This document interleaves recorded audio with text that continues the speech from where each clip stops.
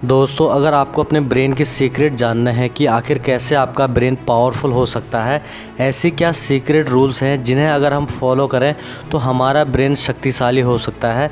लेखक जॉन मेडिना की किताब ब्रेन रूल के माध्यम से हम आपको बताना चाहते हैं कि हमारे ब्रेन के 12 सीक्रेट रूल्स क्या हैं, कैसे इन रूल्स को फॉलो करके हम अपनी ब्रेन पावर को 12 गुना बढ़ा सकते हैं।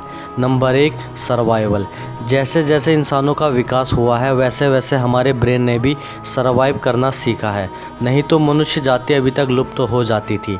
हमने समय दर समय खुद को महामारियों से बचाया और विषम परिस्थितियों में खुद को इवॉल्व किया, नई नई तकनीकों के अनुसार खुद को भी बदला। Number 2, exercise. व्यायाम करने के फ़ायदे तो सभी जानते हैं, लेकिन व्यायाम करने से सिर्फ बॉडी ही नहीं बनती बल्कि ब्रेन भी पावरफुल होता है, जिससे हमारे ब्रेन को प्रॉपर ऑक्सीजन मिलता है और ब्लड सर्कुलेशन अच्छे से होता है और हम स्ट्रेस और डिप्रेशन से भी मुक्त होते हैं। इसीलिए दिन का कुछ समय एक्सरसाइज के लिए निकालना चाहिए। Number 3, wiring.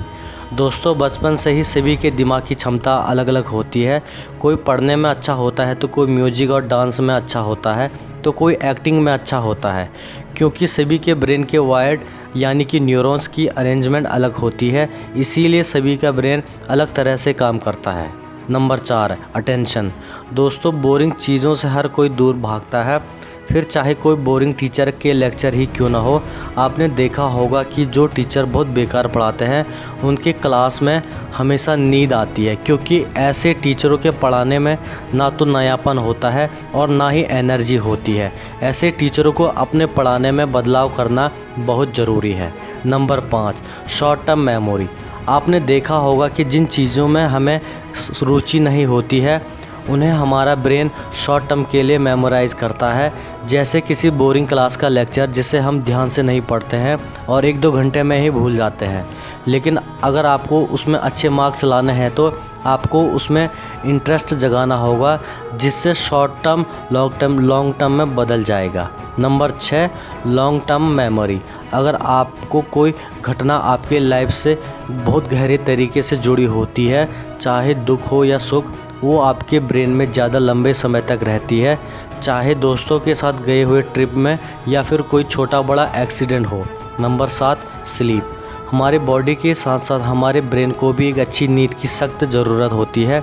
जब भी हम अच्छी नींद लेते हैं तो हमारी बॉडी और ब्रेन खुद को हील करती है। आप पूरे दिन कितने भी तनाव और थकान में रहते हो, लेकिन एक अच्छी नींद के बाद आप फिर से एनर्जेटिक हो जाते हैं। जो लोग ठीक से सो नहीं पाते हैं उनके ब्रेन की क्षमता कम हो जाती है। ऐसे लोगों को मानसिक बीमारी का खतरा भी बना रहता है। Number 8, stress. तनाव हमारे बॉडी के साथ साथ ब्रेन के लिए भी ठीक नहीं होता है।